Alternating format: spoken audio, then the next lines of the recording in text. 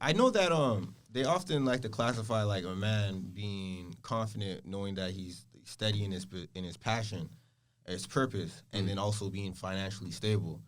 Like at the point that you weren't as financially stable as you were now, how confident did you really feel? Like no bullshit without people being around. Like you look yourself in the mirror. It's like how are you looking yourself in the mirror?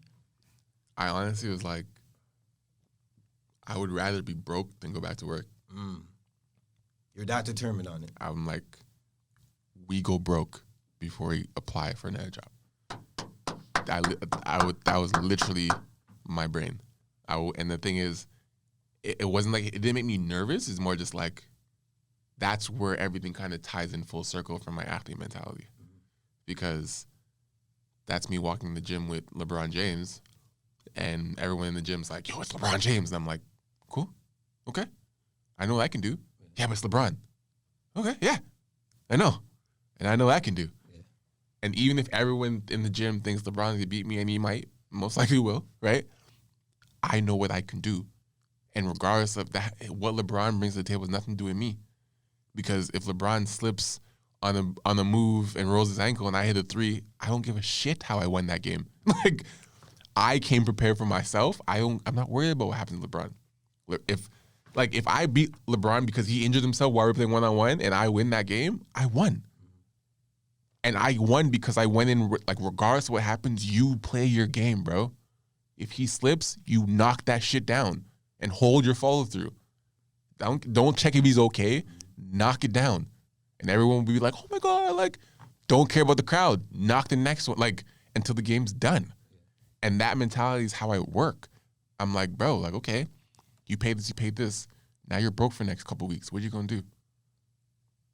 You're not sleeping tonight. Stay up. All right, cool, we up. I've stayed up many nights just working on plans and, working all night about something. And the next day I have a check that didn't exist. And I'm like, this is why we didn't go to sleep. Like, you know what I'm saying? Like, and that, proving that to myself time and time again, put me in a position where I'm like, doesn't matter. There's $100 in your account, doesn't matter. By next week, you'll figure it out. Like, it's that literally like that, you'll figure this shit out. And I did, bro, every time. But if I had a moment where I'm like, yo, what are you gonna do? It's only $100. No, it's like, there's $100 in your account. How do we get more? Like, there's literally nothing right now, but how do we get more? Yeah. You have a hands, you have a brain, you have a tools, figure it out. And I will sit and I'll figure something out. I'll come up with something because I don't have a choice. Yeah. You know what I'm saying? So, yeah, I wasn't financially stable at those times, but my mind is what really kept me. It was like, bro, you don't have the money, but you have the brain. Let's work. And it put me in a position now where I'm like, I still have that mentality, but now money's coming. So now I got both. Like, now I'm like, yo, the mind's still going, and now you got money. It's like, yeah, bank that. All right, you know what I mean? Like, now it's not like, oh my God, there's money. It's like, cool, there's money, great. Next, move. Like, how do you fix it? How are you spending it on? Who are you helping? How are you growing this? How are you scaling? Now money isn't like the motivator. Now it's growth. Yeah. It's expansion is the motivator. The money's now another tool. Cool. More money helps you do other things, but it doesn't help your brand. You could be rich and your brand shit. This is facts. I've seen that before. How many brands have money but they're shit? That's shit.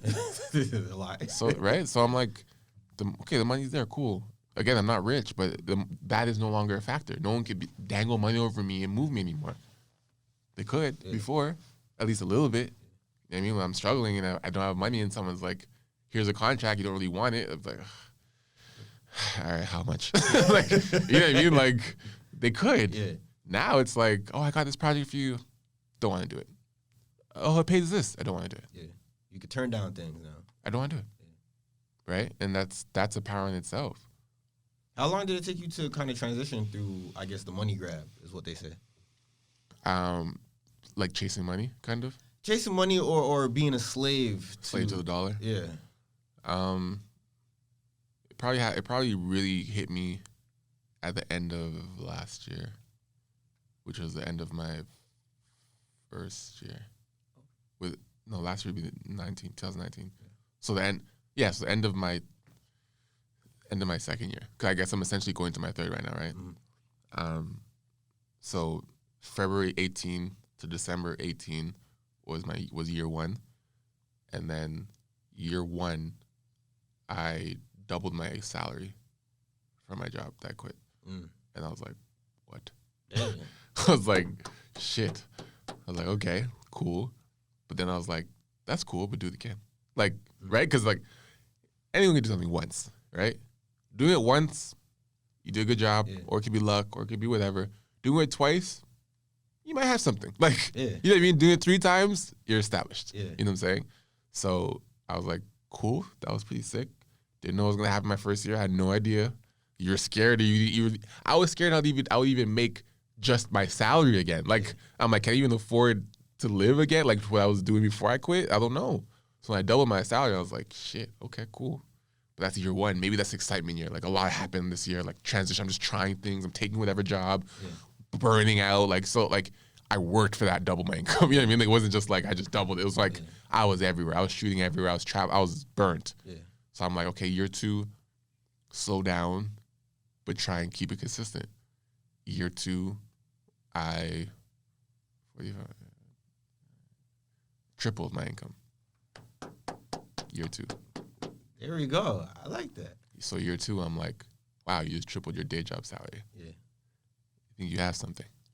So is their day job salary just the base in terms of like what I'm not trying to go back to? And it's like, all right, this is what I was making in a field that I didn't want to be in. Right. Now, whatever I make off of that just shows that what I'm doing now is more profitable. Yes. And it just shows me how much the gap. The gap is.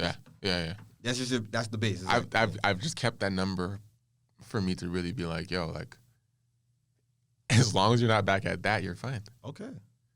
You know what I mean? Like, because even if I'm doing 10% more than even if like 1 year is super slow, let's say, and I'm doing 10% more than what my day job was, I'm still doing what I want to do every day and making more than my day job, doing what I hated. Yeah. So my bar is like, it's not that. It doesn't mean like now I gotta keep staying up. Like I would love to stay at that height, but like even if I drop significantly 1 year, I'm like, bro, remember I was surviving on that, and I think that's the humbling part. There was a part of my life when I was getting a day job salary and surviving. Damn. So clearly you're fine. No, you maybe you spent less on this, but you figured it out, right? So I'm like, I don't like that mentality of like, oh, it's not enough. I'm like, you figured it out with that, so you're fine. I'll never feel like, oh, I'm not doing enough. Like, you're fine. You made it work. Yeah. So anything is a win, you know. So that just kept that number as like, this is where you came. This is my zero. That's my zero, and that's my zero, and that's not actually $0.